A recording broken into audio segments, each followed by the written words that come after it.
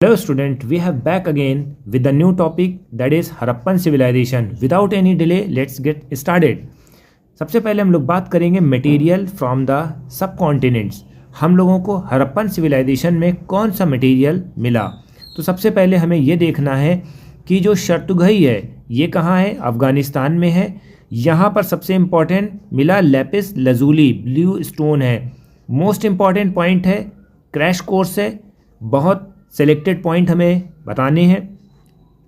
फिर दूसरा है लोथल है, which was near the source of carnelian, ठीक है, बरौच में. स्टेटाइट है. फिर मेटल कहाँ से मिला, राजस्थान में. राजस्थान में आपको मालूम है खेतरी माइंस है, वहाँ बहुत इम्पॉर्टेंट एरिया है कॉपर के लिए. ये कहाँ है, राजस्थान में है. ये पॉइंट आपके लिए बहुत इम्पॉर्टेंट बनने वाला है.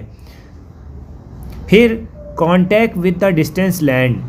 क्या हड़प्पन सिविलाइजेशन के लोग किसी और कंट्री के टच में थे या they have business to other country, they have involve in the other country. Business में किसी और कंट्री के साथ इन्वॉल्व थे. सो ये भी डिस्कस कर लेते हैं. ओमानी जार से ये पता लगा कि हड़प्पन सिविलाइजेशन के लोग ओमान से डायरेक्ट कांटेक्ट में थे, बिजनेस कांटेक्ट उनके साथ थे. अब ये जार आप देख रहे हैं, ठीक है, पिक्चर में जैसा दिखाया गया है, इससे ब्लैक पेंट कर दिया गया है जिससे पानी पार्कुलेट ना हो, पानी बाहर ना आए, ठीक है. तो इससे ये पता लगा कि यहाँ से ओमान से भी इनके रिलेशनशिप थे, बिजनेस. फिर बहुत सी और चीज़ें हैं. निकिल के बारे में भी पता लगाया गया है, निकिल है. और जितने भी सील्स हैं, वेट है, डाइस हैं, बीट्स हैं, ये चीज़ें निकली हैं कहाँ से, मेसोपोटामियन से, ठीक है. बहरैन के बारे में भी बताया गया है. दिलमम, ठीक है, Dilmun, Magan, Meluhha, possibly the Harappan region, ठीक है.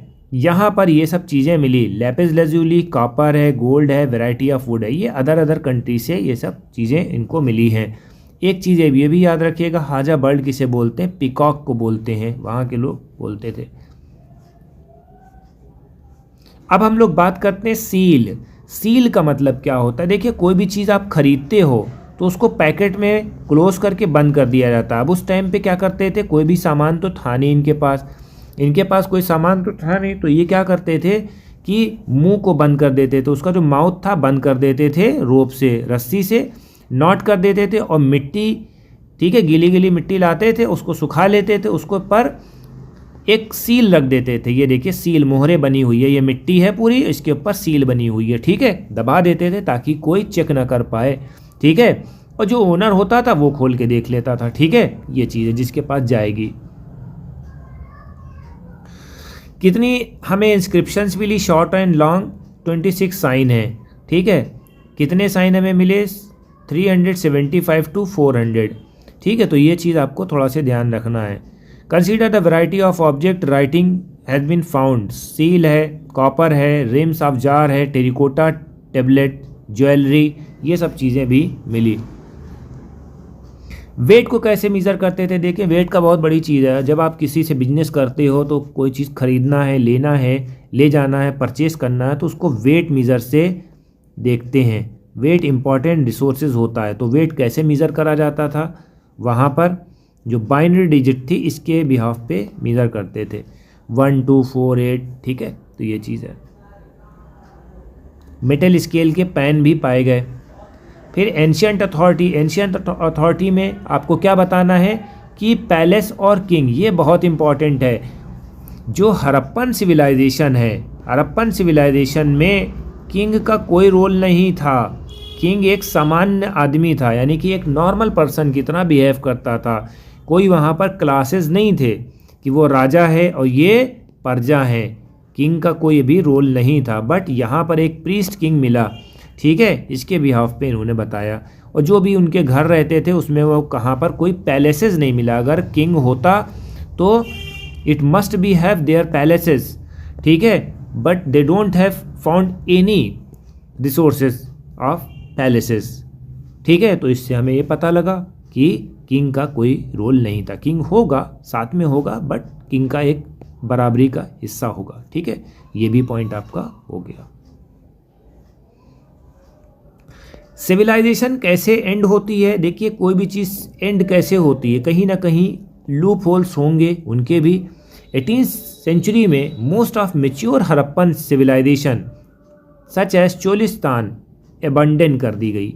जो पिछली साइटें हैं उनको छोड़ छोड़ के लोग आगे की तरफ बढ़ने लगे। कहाँ? गुजरात बढ़ने लगे, हरियाणा, उत्तर प्रदेश, यहाँ पर लोग मूव करने लगे। और जब यहाँ पर लोग मूव करने लगे, पिछली बातों को भूलते गए, पिछली चीज़ें डिसअपेयर्ड हो गई। जितने वेट थे, सील थी, बीट्स थी, राइटिंग थी, लॉन्ग डिस्टेंस ट्रेड थे, जो भी ठीक है एविडेंस थे पिछले ज़माने के, ठीक है अर्ली हड़प्पन सिविलाइजेशन के, वो सब डिसअपेयर्ड हो गए और ये सक्सेसर कल्चर में ऐड हो गई। ये सब देखिए यहाँ पर बना हुआ था, फिर धीरे धीरे शिफ्ट होते गए इधर इंडिया की तरफ। पहले मोस्टली पाकिस्तान से था।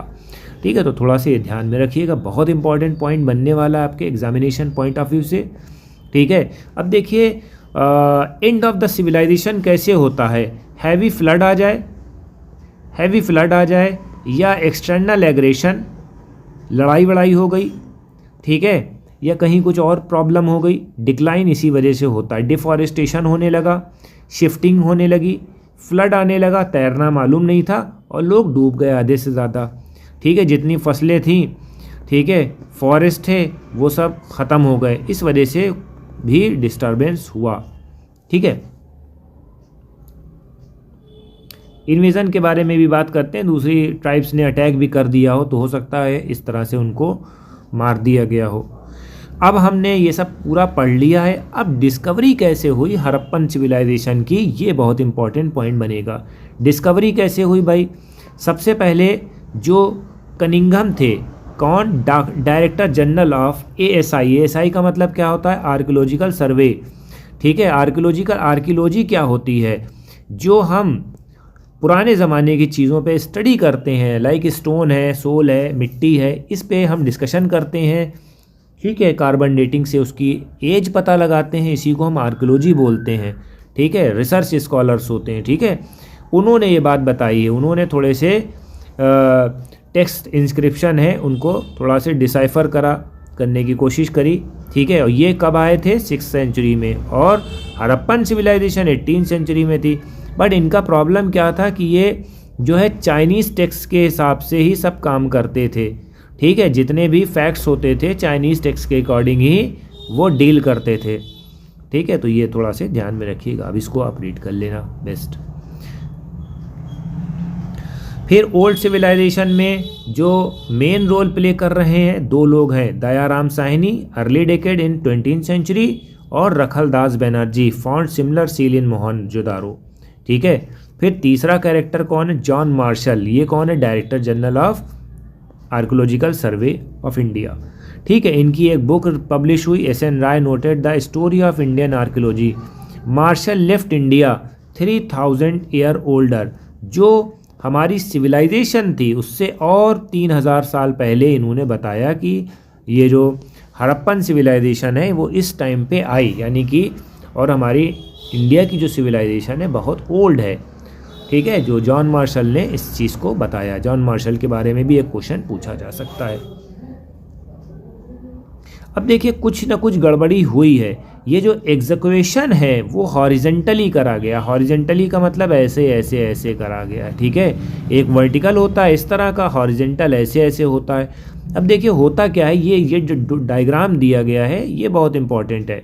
जैसे मान लो कि 10 लाख साल पहले लोग यहाँ रह रहे थे, बाद में मिट्टी विट्टी पड़ी, वो दफन हो गए। ठीक है, वो चले गए, हट गए, फिर उसके ऊपर आए, उसके ऊपर सिविलाइजेशन बसने लगी, फिर उसके ऊपर सिविलाइजेशन बसने लगी। ऐसे हज़ार साल पे सिविलाइजेशन बसती गई। तो वहाँ पर आप हॉरिजेंटली यूनिट से करते रहे और सारे बर्तनों को इकट्ठा करा, सारी सील्स को इकट्ठा करा और सब एक साथ मिला दिया। जितनी भी सील्स थी, जितने भी आर्टिफैक्ट्स थे, उसको सब मिलाकर रख दिया। इसी वजह से थोड़ा से इशू आ गए। ठीक है, वो है। ठीक है, व्हीलर कब आए?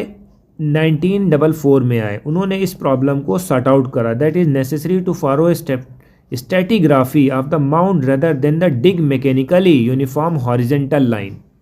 ठीक है, तो इस तरह से उन्होंने थोड़ा से सही कराया, क्योंकि सारे बर्तन को आपने इकट्ठा करके रख दिया, उसमें पता नहीं चल पाया कि किसकी एज ज़्यादा है और किसकी एज कम है।